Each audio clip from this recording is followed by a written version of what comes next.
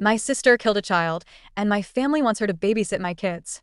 The day my sister Vivian got her license back, my mother called me 23 times. I watched the phone vibrate across the granite countertop, each buzz a tiny, insistent tremor that sent ripples of dread through my chest. I knew exactly what she wanted before I even considered answering. For months, she had been waging a quiet, calculated war of attrition, deploying carefully crafted stories of recovery, redemption, and the sacred duty of moving forward. Her words were like polished stones, smooth and persuasive, but I could feel their weight. The weight of a lie. I wasn't going to buckle. I wasn't letting the woman who had plowed through a red light while hammered, ending the life of a 4-year-old boy, drive my children anywhere. Not to the park. Not to the corner store. Not to the end of the driveway. Vivian had served 18 months for vehicular manslaughter, a sentence that felt grotesquely brief for the lifetime of grief she had caused. The boy's name was Kevin. He was 4. He'd been holding his grandmother's hand, walking home from preschool, probably chattering about his day, when Vivian's car, a blur of metal and irresponsibility, had erased his future. My youngest son, Leo, had just started preschool, too. He came home with finger paintings and stories about the class hamster. The parallel was a constant, screaming siren in my mind. Yet, somehow, in the warped logic of my family's universe, I was the villain for saying no. I was the one creating a rift, the one living in the past, the one who refused to forgive. I finally answered on the 24th call, my voice tight. "Hello, Mom." Her voice was a symphony of forced cheerfulness. Funny. Wonderful news. Vivian got her license reinstated this morning. Isn't that just fantastic? She's done so much work. The words were a script she'd rehearsed, but I could hear the brittle tension underneath. I kept my response a flat, impenetrable wall. That's great for her. I have to go. Leo needs help with his shoes. But she wasn't letting go that easily. She arrived at my door less than an hour later, a one-woman parade of forgiveness. She came armed with props, a collection of AA sobriety chips fanned out of her palm like a winning poker hand, professionally printed letters from Vivian's therapist praising her breakthroughs, and a folder thick with character references from church members and volunteering coordinators. She spread the papers across my kitchen table, a prosecutor laying out irrefutable evidence. "She hasn't touched a single drop in 2 years, honey," Mom insisted, tapping a glossy letter. "The court says she's safe to drive again. Her therapist says she has made remarkable, truly remarkable, progress. She's a different person." I looked at the propaganda, at my mother's desperate, pleading eyes, and felt nothing but a cold, hard certainty. My voice was quiet but unshakable. Vivian is not driving my kids. Not to school, not to soccer practice, not across the street. Their safety comes before her feelings, your feelings, or anyone else's comfort. The conversation is over. The shift in my mother's expression was instantaneous and terrifying. The hopeful, gentle matriarch vanished, replaced by a woman I barely recognized, her face contorted with fury. "Those are her nephews," she hissed, her voice trembling with a rage that seemed to come from a deep, ancient well. "You're treating her like a monster, like a murderer. She made one mistake. Are you going to punish her for the rest of her life?" The emotional blackmail began almost immediately, a coordinated family assault. My brother, Jake, called that evening, his voice heavy with manufactured sorrow. "Vivian is devastated," he reported, as if reading from a cue card. "She's been sobbing for hours. She just wants to be a part of their lives again." My father, a man who communicated primarily through passive aggression, began texting me recovery statistics and inspirational quotes about forgiveness every morning at 6 a.m. sharp. Even my cousin Linda, who lived 1,000 miles away in Florida and hadn't seen Vivian in years, felt compelled to send a long, rambling email about the power of second chances and Christian forgiveness, complete with Bible verses. The ambush I should have seen coming happened at my mom's birthday dinner. I had planned a surgical strike, drop off the gift, give my well wishes, and escape before the guilt-tripping could escalate. But when I walked in, the entire family was there, arranged in the living room like a firing squad. And in the center, perched nervously on the edge of an armchair, was Vivian. She was holding a new set of car keys, jangling them rhythmically, the metallic sound grating on my nerves. She looked healthier than I'd seen her in years, her face less puffy, her eyes clearer. It was a carefully constructed image of wellness, and it made my stomach churn. "I bought a new car," she announced, her voice unnaturally bright and loud in the tense silence. "A silver SUV. It has 7 airbags and all the top safety ratings." I was thinking maybe I could take the boys to get some ice cream, just down the street, at that little place they love. Before the words were even fully out of her mouth, before I could erect a single defense, my sons, Sam and Daniel, ran toward her, their faces alight with excitement. "And Vivian, can we see it? Can we go for a ride?" My oldest, Sam, was already reaching for the door, his eyes wide with the promise of a new adventure. A wave of pure, primal panic washed over me. I moved without thinking, grabbing all three of my boys, my hands shaking so badly I could barely hold on. I pulled them back from her as if she were a live wire. "We're leaving," I said, my voice a low growl. Vivian's carefully constructed composure shattered. Her eyes, which had been so bright a moment before, filled with tears. "I just wanted to do something nice for them," she whispered, her voice breaking. "I'm still their aunt. I love them." That's when the dam inside me finally broke. The rage I had been swallowing for months erupted. "Kevin's family will never take him for ice cream again," I said, my voice ringing with a clarity that silenced the room. "His grandmother still wakes up screaming from nightmares of watching him die. So no, you can't take my sons for ice cream. Not now. Not ever." My mother physically plugged her ears with her fingers, a childish gesture of denial. My father stared at the floor, muttering about the importance of living in the present. And Jake, my brother, looked at me with pure contempt. "You're punishing innocent kids for adult problems," he accused, his voice dripping with judgment. "This isn't about them, and you know it." The character assassination campaign began the next morning. It was swift and brutal. My mother told her book club that I was a bitter, unforgiving person, keeping her grandchildren from her out of pure spite. She conveniently, artfully, omitted the reason why. Vivian, meanwhile, launched a social media offensive. She posted ethereal photos of sunsets and blooming flowers on Instagram, overlaid with cursive font quotes about the beauty of family forgiveness and the strength it takes to overcome the past. Relatives I barely knew, people who hadn't spoken to me in a decade, flooded her comments with heart emojis and praying hands, praising her bravery and resilience. Then, Vivian started appearing everywhere. She was a ghost I couldn't exorcise. Her new silver SUV would be parked across from the school parking lot at dismissal. She'd be sitting on a bench at the park during soccer practice on Saturdays. I'd see her in the produce aisle at the grocery store on Tuesday afternoons. She never approached me directly. She was too smart for that. She would just be there, always in her new silver SUV, always waving enthusiastically from the driver's seat as if her presence were a delightful coincidence. She'd call out offers of rides when she saw us walking home. "It's so hot outside. Let me drive you the rest of the way." Her voice was sweet, concerned, the perfect caricature of a loving aunt. I began to feel like I was being hunted. I documented each incident meticulously in a locked note on my phone: time, date, location, and any witnesses present. My husband, Mark, a man whose quiet support had been my bedrock, installed a dash cam in our van after she followed us home from the library 3 times in a single week, always maintaining a perfect, unnerving 2-car length distance behind us. Everything finally exploded during Sam's regional baseball tournament. We had driven 2 hours to get there, a small escape I had desperately needed, a chance to just be a normal mom watching her son play a game. I thought, naively, that we were safe. Halfway through the second inning, I saw it. The silver SUV, pulling into the far end of the parking lot, gleaming under the afternoon sun. My mother climbed out of the passenger seat, beaming as if she had just orchestrated a surprise party. She and Vivian walked toward the bleachers, carrying folding chairs and a cooler. "Every boy needs his aunt cheering him on," my mother declared, her voice loud enough for everyone in our section to hear. The effect was immediate and devastating. Other parents, people from our town, began to recognize Vivian from the news articles that had circulated after the accident. Their whispers were like the rustling of dry leaves, spreading through the stands. A mother sitting 2 rows down, a woman I knew casually from school functions, grabbed her son's hand and left without a word. I later found out she had gone to high school with Kevin's mother. Within minutes, a silent exodus began. Half of our team's families started packing up their things, gathering stray baseball gloves and water bottles, their faces a mixture of pity and revulsion. Parents whispered to each other while pointedly avoiding my gaze. On the field, Sam, who had been having the game of his life, struck out, his eyes glued to the chaos unfolding in the stands. I found him in the dugout afterward, his face streaked with tears and dirt. "Why did everyone leave, Mom?" he asked, his small voice choked with sobs. "Did I do something wrong? Was it my fault?" Vivian had the audacity to approach him, holding out a gift, a toy car, still in its plastic packaging. "I'm so proud of you, Sammy," she said, her voice thick with emotion. I intercepted the gift, my hand closing over hers. "Get away from my son," I said, my voice dangerously low. I filed for a no-contact order the very next day. That's when the situation escalated from ugly to truly grotesque.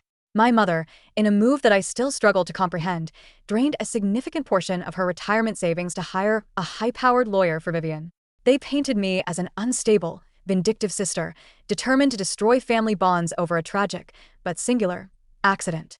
The lawyer argued that Vivian had paid her debt to society and was now a model citizen. In a move that fractured my heart, my own mother testified against me, claiming under oath that I was being cruel and was emotionally damaging my own children by denying them a relationship with their aunt.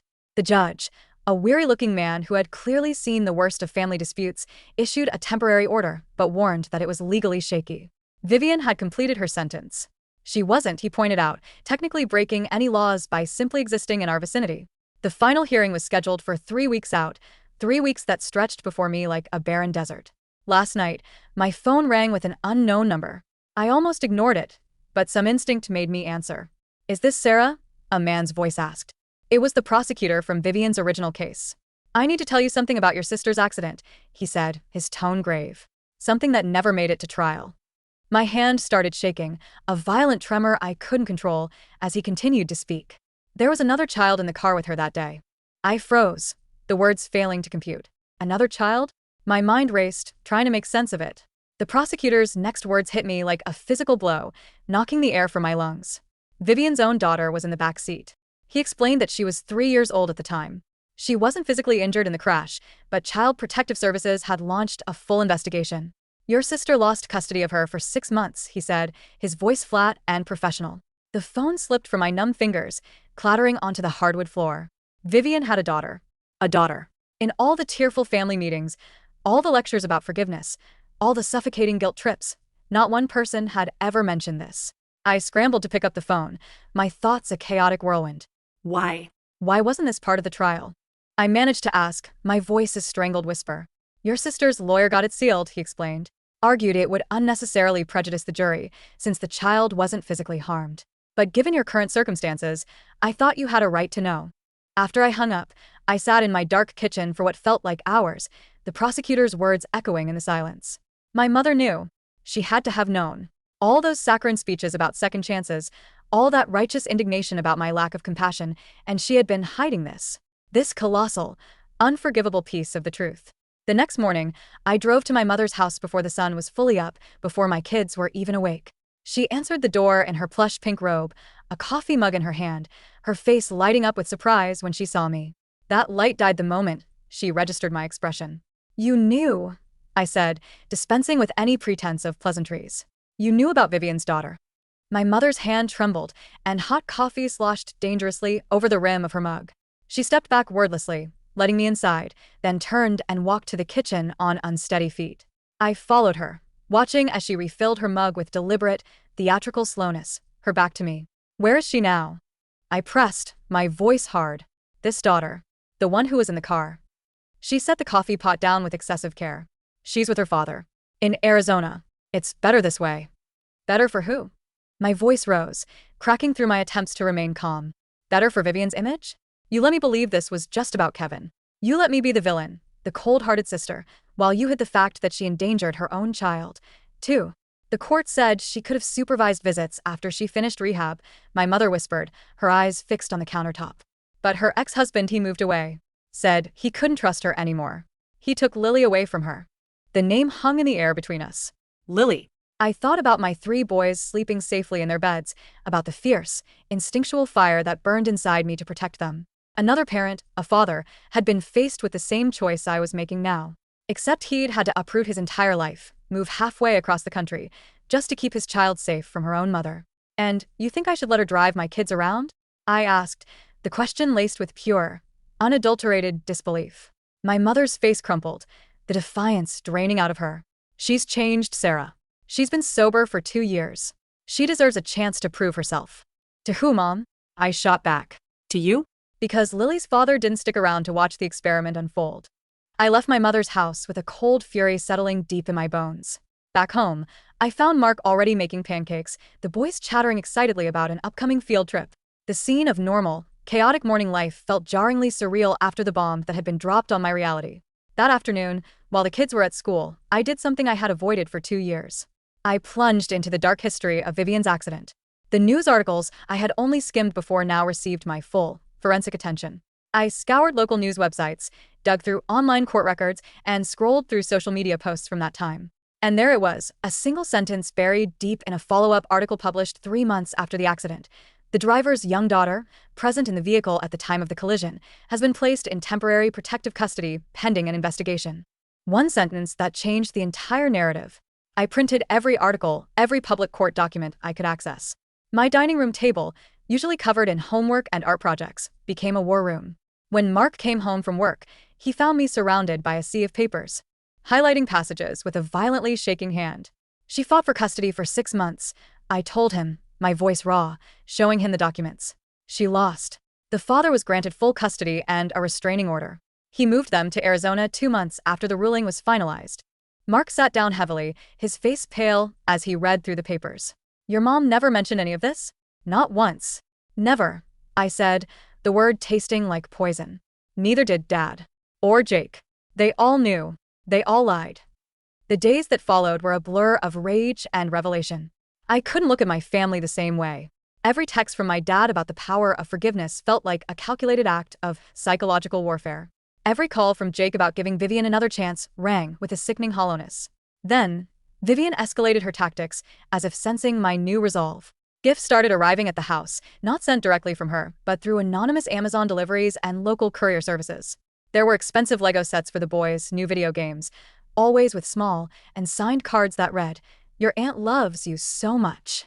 I documented each delivery, taking photographs of the gifts before immediately donating them to a local shelter. She began volunteering at the community center, where Sam had his basketball practice. Not as a coach, just as a helper, handing out water bottles and wiping down equipment. She always positioned herself in a spot where the boys would be sure to see her. Always waving, always smiling her sad, beautiful smile, always maintaining that careful, legally prescribed distance. She was playing a game of psychological torment, and she was brilliant at it. One evening, I was loading groceries into the van when I noticed her silver SUV parked across the street. She wasn't inside, but I recognized the license plate instantly. I hurried the boys inside, my heart hammering against my ribs, and then watched from the living room window. 20 minutes later, Vivian emerged from the house of our elderly neighbor, Mrs. Willis, carrying a plate of what looked like freshly baked cookies. My hands clenched into fists at my sides. She was infiltrating our life from the inside out, befriending our neighbors, weaving a web around us, making herself a fixture in our community until avoiding her would become utterly impossible. That night, after the boys were asleep, I called the prosecutor back. "Is there anything else?" asked, my voice strained. "Anything at all I should know about the accident, the trial, her history?" He hesitated for a long moment. "There were 2 previous DUI arrests," he said finally. "Both were pleaded down to reckless driving. Your sister had a very, very good lawyer." My stomach twisted into a knot of ice. This wasn't one mistake. This was a pattern. A long, horrifying pattern of behavior that my family had deliberately and systematically concealed. The next morning, my mom called while I was packing school lunches, her voice a careful, placid neutral.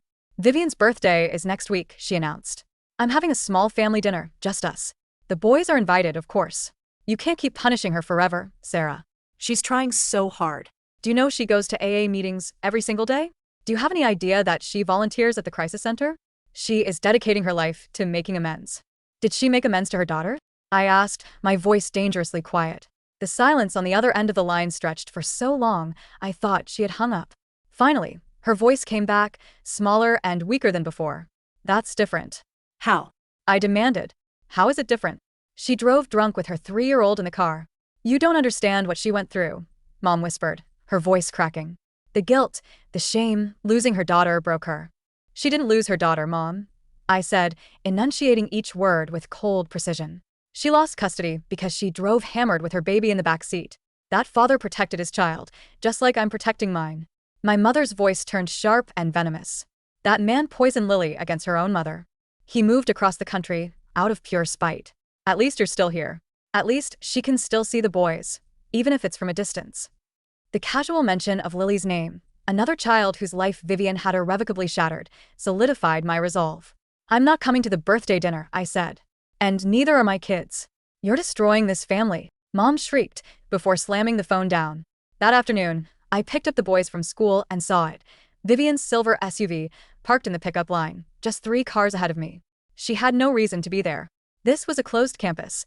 Only authorized individuals were allowed in the pickup line. A hot, white rage surged through me. I parked the car, told the boys to wait, and marched directly into the school office.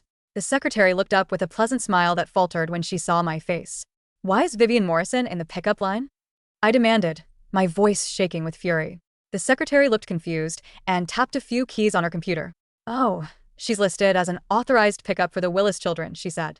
Their grandmother, Mrs. Willis, added her to the list last week. My blood ran cold.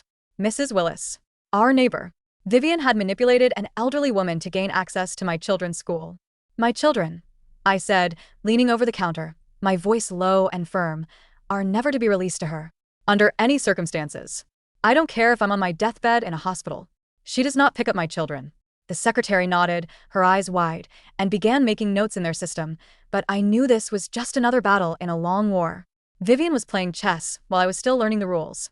That evening, while I was helping Sam with his math homework, he looked up at me, his expression serious. Mom, why does Aunt Vivian keep trying to see us if you said no? I put down the pencil I was holding and met his gaze. Sometimes, honey, adults don't respect boundaries, even when they should. Like when Tommy at school keeps trying to trade for my cookies even though I always say no, he asked. Exactly like that, I said, my heart aching. But with much more serious things. Is she dangerous? Daniel piped up from across the table, his voice small. I chose my words with the care of a bomb disposal expert. She made some very bad choices that hurt people very badly. And until I'm sure she won't make those choices again, I'm just being extra careful. Like stranger danger? My youngest, Leo, asked. More like family danger, Sam said quietly, and the profound, sad wisdom in his words broke my heart a little. I couldn't sleep that night. My mind was a carousel of horrors. Lily in Arizona, growing up without a mother, Kevin, who would never grow up at all, my 3 boys, trapped in the crossfire of this toxic family war. At 3 a.m., my phone buzzed with a text from an unknown number. My blood turned to ice as I read it. It was a screenshot of a legal document, one of Vivian's old custody papers, with a single line highlighted in yellow. Supervised visitation with daughter approved upon completion of court-mandated rehabilitation program. A second text followed immediately. I completed the program. I have rights. I shot out of bed, waking Mark.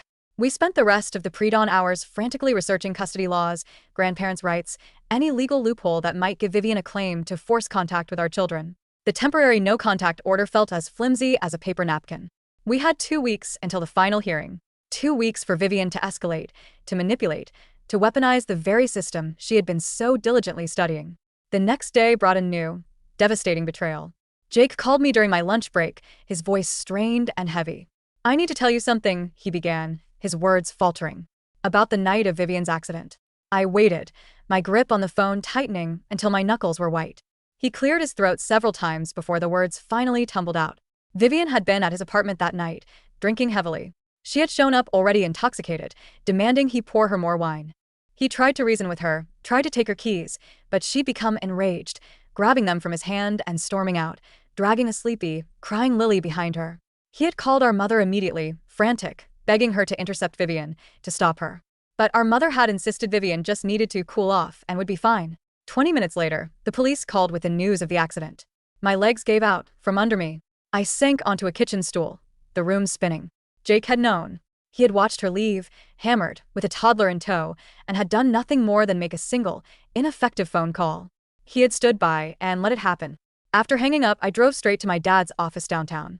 He was a partner at an accounting firm, a man who prided himself on his logic and rationality. I found him in the break room, microwaving his lunch. His face went pale when he saw the look in my eyes. I confronted him with Jake's confession, my voice a low, trembling accusation. His hands shook as he set down his coffee mug. He admitted it all. He had known about Jake's involvement from the beginning, but had convinced Jake to keep quiet during the police investigation, arguing that the truth would only hurt the family more and complicate Vivian's legal situation. The sheer scope of the cover-up made me physically ill. They had all closed ranks, a phalanx of enablers protecting Vivian while a little boy died and a little girl lost her mother. I left my dad's office without another word and drove home. That evening, I found Vivian's car parked at the end of our street again. This time, she was sitting inside just watching our house. I walked up to the car, my phone recording. When I approached, she rolled down the window, a bright, brittle smile plastered on her face. She claimed she was just checking in, wondering if we needed anything, if maybe the boys wanted to go to the park. Her voice had that same artificial sweetness from my mother's birthday dinner, a sound that now made my skin crawl. I documented the entire exchange, then called the police. They arrived quickly but explained, with a frustrating air of resignation, that she wasn't technically violating the temporary order by being on a public street. They asked her to leave, which she did with an exaggerated show of compliance, waving cheerfully at the officers as if they were old friends seeing her off. That night, Mark installed 2 more security cameras, covering every angle of our property. We became prisoners in our own home, changing our daily routines, taking different routes to school, shopping at different stores. The boys noticed the shift, asking why we couldn't go to their favorite playground anymore. I struggled to explain the suffocating reality of our lives without terrifying them. The final straw came 2 days later. The school office called, their tone confused. 3 large boxes from a high-end toy store had been delivered, addressed to my children. Inside were brand new, expensive tablets, each with a professionally printed note from Aunt Vivian, with a message about staying connected. The school secretary mentioned that Vivian herself had called earlier that morning to confirm the delivery had been made. I refused the packages and gave the school strict instructions to reject any and all future deliveries. The principal agreed to add extra security measures at the school, but I could see the doubt in her eyes. To an outsider, this must have looked like a simple family squabble that had spiraled out of control. My mother escalated her campaign of public persuasion. She and Vivian started showing up at the boys' activities together, always staying just outside the legal distance of the temporary order. They would hold up handmade signs with messages like, "We love you," and "Family is forever." The other parents began to whisper, some pulling their children away from mine as if our family's dysfunction was contagious. The isolation was a crushing weight. Friends stopped inviting us to playdates. Sam eventually quit the baseball team after his teammates started teasing him about his crazy family. My oldest son started having nightmares, waking up screaming, asking if Aunt Vivian was going to come and take them away in the middle of the night.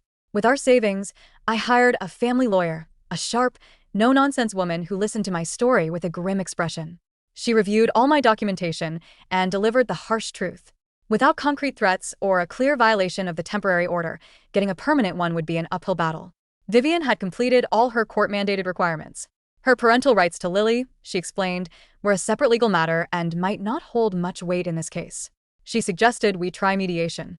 It was during this period of escalating chaos that I received an unexpected call. A woman named Elena introduced herself as Lily's paternal grandmother. She lived in Phoenix and had heard about our situation through a mutual acquaintance. She wanted to share her family's story. Elena revealed that Vivian's drinking problem hadn't started with the accident. She had been deeply concerned for years, documenting numerous incidents where Vivian had driven after drinking with Lily in the car. The fatal accident was just the first time she had been caught. Elena's son had tried to stage interventions, but Vivian was a master manipulator, always managing to convince everyone she had it under control. She emailed me photos from Lily's 3rd birthday party, which had taken place just 2 weeks before the accident. In several pictures, Vivian was obviously intoxicated, swaying on her feet while trying to hold Lily. In one horrifying photo, she was behind the wheel of her car with Lily in the back seat, and a can of beer was clearly visible in the cup holder. Elena also shared that Vivian had violated her supervised visitation order with Lily twice, showing up at her daycare drunk. That's when her son had made the decision to move to Arizona. The distance, she explained, was their only real protection. Armed with this new, damning evidence, I confronted my mother again. This time, I brought the photos. Her face crumpled as she looked at the images of her daughter, drunk and reckless with her own child, but her denial was a fortress. She insisted the photos didn't show what I claimed they did. Vivian had been tired, not hammered.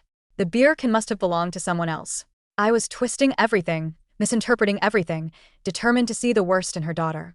The next morning, I woke to find our mailbox smashed, the metal bent and twisted. There was no note, no evidence, just a silent act of vandalism. The boys saw it before I could usher them inside. Leo started crying, asking if someone was mad at us. I filed a police report, but without any proof, they could only document the incident. Vivian's social media campaign intensified. She posted old photos of herself with the boys from when they were younger, happy, innocent pictures from a time before the darkness. She wrote long, saccharine captions about the unbreakable bond between an aunt and her nephews, about the healing power of forgiveness. Friends and distant relatives who were oblivious to the full story commented with messages of support, some even reaching out to me directly, urging me to reconcile. I started my own documentation, creating a private, password-protected blog. I uploaded every incident report, every harassing text, every photograph Elena had sent me, every piece of evidence I had. It wasn't for public consumption. It was a record. If something worse happened, I wanted there to be an undeniable, chronological proof of the pattern of her behavior. In a surprising turn of events, Jake called one evening, his voice different than it had been before. He told me he had started seeing a therapist to deal with his guilt over his role on the night of the accident. He wanted to support me now, he said, even if it meant going against our parents. He offered to write a formal, notarized statement about what had really happened that night. His change of heart gave me a flicker of hope, but it also fractured the family even further. My mother accused me of manipulating Jake, of turning him against them. My father stopped speaking to both of us. The family divide deepened into a chasm, with aunts and uncles and cousins choosing sides based on the carefully curated, incomplete information my mother fed them. School became the primary battleground. Vivian volunteered for every event: the book fair, the bake sale, the school carnival, always careful to maintain her legal distance from my children, but always making her presence known. She would wave enthusiastically from across the playground, calling out that she missed them, her voice carrying on the wind. The other parents watched the drama unfold, some with sympathy, others with cold judgment. The breaking point came during the school's annual fall festival. I was volunteering at the cakewalk booth when I did a quick head count and realized Leo wasn't with his class group. A cold, sharp panic seized me as I began searching frantically, my heart pounding in my ears. I found him at the pumpkin painting station, sitting next to Vivian. She was helping him decorate a small pumpkin, and they were both laughing. She looked up at me with wide-eyed innocence, claiming he had just wandered over, and she was just being helpful. The teacher, flustered and apologetic, confirmed that my son had left the group on his own, but I knew better. Vivian had positioned herself strategically at that station, knowing the kindergarten classes would rotate through it. I grabbed my son's hand and pulled him away, leaving his half-painted pumpkin abandoned on the newspaper-covered table. He cried the entire way home, not understanding why he couldn't finish his project with Aunt Vivian, why Mom was so angry. That night, for the first time, all three of my boys were upset with me. They saw me as the obstacle, the one keeping them from their fun, loving aunt. Mark and I had a long, desperate conversation about homeschooling, but with both of our jobs, it was financially impossible. We considered moving, but our lawyer warned it could be perceived by the court as an attempt to alienate the children from their extended family, potentially weakening our case for the restraining order. Every potential solution felt like another dead end. My mother, relentless, attempted a new strategy. She invited Mark's parents to lunch and spun her carefully crafted version of events. Soon, I was fielding concerned calls from my in-laws, gently urging us to be reasonable and to find a compromise. They didn't know about Lily, about the previous DUIs, about the family-wide cover-up. My mother had painted a masterpiece of deception, portraying herself as a heartbroken grandmother and me as an unforgiving daughter, holding a grudge. I decided it was time to burn the whole rotten structure to the ground. I invited both sets of grandparents to our home for dinner. After the boys were in bed, I laid everything out on the dining room table: the police reports, the photos from Elena, Jake's notarized statement, the court documents detailing the custody battle for Lily. My mother-in-law wept silently as she read. My father-in-law's face turned a deep, furious red, not at me, but at the depth of the deception. With their unwavering support, the crushing weight of isolation began to lift. They started accompanying us to school events, forming a protective buffer between Vivian and the boys. But Vivian, ever adaptable, shifted her strategy. She started dating a man, a recent widower with children in our school district.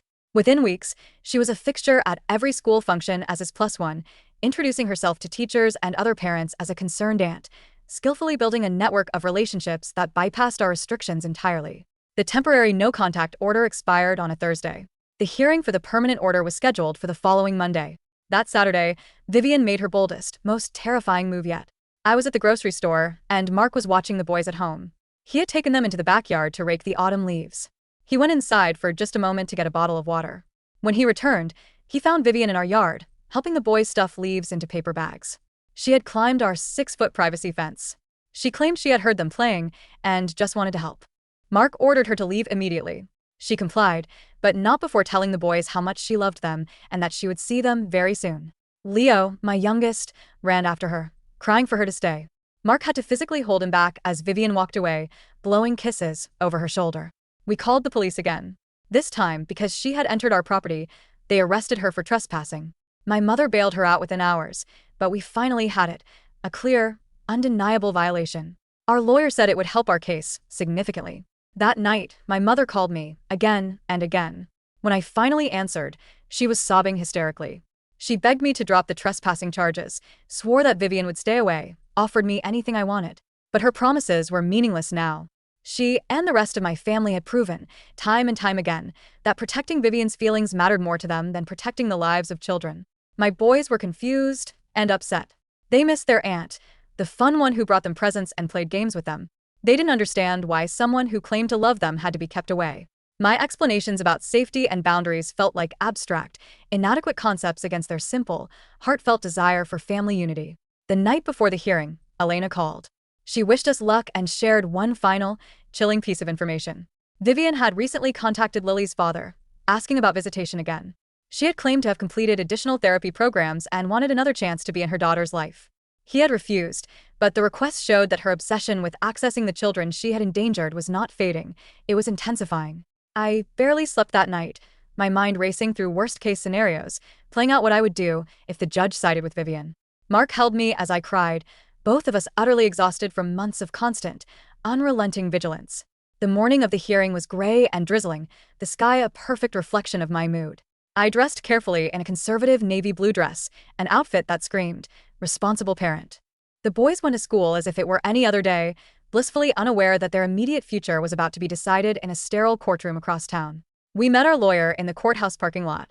She reviewed our mountain of evidence one final time, reminding us to stay calm, stick to the facts, and let the documentation speak for itself.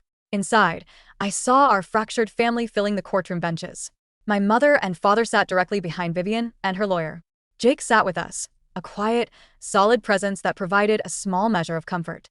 Vivian entered, dressed in a soft gray suit, looking every inch the reformed, responsible adult she was pretending to be. She made eye contact with me once, her expression a blank, unreadable mask. My mother reached forward and squeezed her shoulder in a gesture of solidarity. As we waited for the judge to enter, I thought about Kevin and Lily, two children whose lives had been forever altered by my sister's choices. I thought about my three boys, innocent pawns in this twisted adult drama. I thought about the father in Arizona who had to flee his home to protect his daughter. The bailiff called the court to order as the judge entered. My heart pounded against my ribs as we took our seats. 3 weeks of stalking, manipulation, and veiled threats had led to this single moment. Whatever happened next would define not just our family's future, but our children's safety. The hearing was about to begin, and with it, the final, brutal chapter of our family's long and painful struggle with truth, deception, and the terrifying price of keeping children safe. The judge, a stern-faced woman with sharp, intelligent eyes, reviewed our evidence methodically. She asked pointed questions about each incident, her gaze shifting between me and Vivian. Vivian's lawyer argued eloquently that my sister had completed every court-mandated requirement, attended therapy religiously, and deserved, as a loving aunt, to have access to her nephews. Our lawyer countered with the trespassing arrest, the documented pattern of stalking behavior, Jake's statement, and the harrowing evidence from Elena. After what felt like an eternity, the judge delivered her verdict. The permanent restraining order was granted, but with modifications.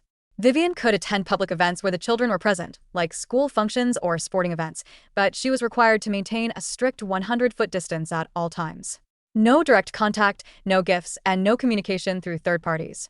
Any violation would result in immediate arrest. Vivian's face crumpled in defeat.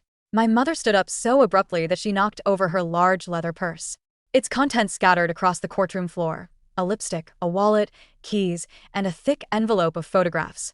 As she scrambled to collect her things, several of the photos skidded near my feet. I glanced down, and my blood ran cold. They were pictures of my boys. Recent ones. They were taken from a distance, with a telephoto lens, capturing them in moments when they thought they were safe. Some showed them playing in our backyard, the images shot through small gaps in our privacy fence. Others captured them at school during recess, zoomed in on their laughing faces. The judge noticed the commotion and asked to see the photographs. My mother's face went white with horror as she realized her catastrophic mistake. The judge examined each image, her expression growing more severe with every photo. She looked directly at my mother. "Where did you get these?" she demanded, her voice sharp. My mother stammered that Vivian had given them to her, that she just wanted to see her grandsons grow up. The judge modified her ruling on the spot. The restraining order was now extended to include my mother as well. Both she and Vivian were prohibited from photographing the children or approaching within the specified distance. The courtroom erupted. My father finally spoke, his voice cracking as he begged the judge to reconsider. Jake remained silent beside me, his jaw clenched tight. Outside the courthouse, my mother confronted me, her carefully styled hair now disheveled. She screamed at me, her voice raw with grief and rage, accusing me of destroying the family, of taking everything from her. Vivian stood behind her, tears streaming down her face, a silent, broken statue. My dad tried to calm my mother down, but she shoved him away. I gathered my things and walked away without responding. Mark met me at the car. We drove home in a heavy silence, both of us processing the brutal victory. The change was immediate. The silver SUV vanished from our lives. The surprise appearances at school and the park stopped. The anonymous packages ceased. But with the absence of fear came a new kind of emptiness. The boys noticed the absence of their grandparents. My oldest asked why Grandma didn't come to his school play. Sam wondered if Grandpa was sick since he hadn't been at his soccer games. I explained as simply as I could that sometimes adults need to take space from each other and that it had nothing to do with them. They accepted it with the startling resilience of children, but I would sometimes catch them looking wistfully at other kids who were being hugged by their grandmothers. Jake became our fragile bridge to that side of the family. He visited the boys every week, bringing news of their cousins and carefully edited updates about our parents. He never mentioned Vivian, and I never asked. Through him, I learned that our mother had finally started therapy to confront her decades of enabling behavior. My dad had moved into the guest room, their marriage strained to the breaking point by the ugly revelations. 3 months after the hearing, I received a letter from Elena. Tucked inside were new photos of Lily, a bright-eyed 6-year-old with Vivian's dark hair, but none of her shadows. Elena wrote that Lily was thriving. She loved school and had recently started piano lessons. She thanked me for standing firm, for refusing to back down, saying that our victory had validated their difficult decision to maintain their distance. The letter also contained news that shook me. Vivian had been arrested again, this time for public intoxication. She had shattered her 2-year sobriety in the aftermath of the restraining order. My mother had bailed her out, but the incident had made the local news, and several people had recognized her name and connected it to Kevin's death. I felt no satisfaction reading this, only a profound and hollow sadness. Despite everything, she was still my sister. The girl who taught me how to ride a bike, who snuck me candy when mom said no, who held me when I cried over my first heartbreak. That person was gone, replaced by a stranger I couldn't save and could never, ever trust. Mark suggested we move, that we start fresh somewhere new, away from the weight of our family history. But our roots were deep here. Our boys had friends, they loved their schools, they had a life that existed beyond this drama. Instead of running, we focused on rebuilding. We created new traditions, forging a stable, loving environment for our children despite the family fracture. 6 months after the hearing, life had found a new, quieter rhythm. The boys were thriving. My oldest had joined the robotics club, Sam was back on a new baseball team, and Leo had discovered a passion for art. We had built a new life from the wreckage, a smaller life, perhaps, but a stronger one, built on choice instead of obligation. My dad started visiting weekly, having chosen a relationship with his grandsons over his fractured marriage. Jake remained our bridge to the extended family, sharing carefully filtered updates. Even Elena wrote occasionally, sending photos of Lily's smiling face, a constant reminder that we were not the only ones who had made an impossible choice. The restraining order would need to be renewed next year, but for now we had peace. My boys were safe. They were beginning to understand that love, real love, sometimes means saying no. That protecting someone isn't cruel, even when the world calls you unforgiving. Every night, when I check on them in their beds, sleeping soundly and safely, I know that the price of this peace was worth it. Some things matter more than family harmony. Some truths are worth the cost of speaking them aloud. My sister killed a child while driving drunk. She endangered her own daughter. These are the facts. They will not change, no matter how many tears are shed or how many years pass. My job was to ensure my children never became another chapter in her story of destruction. And in that, I had finally succeeded.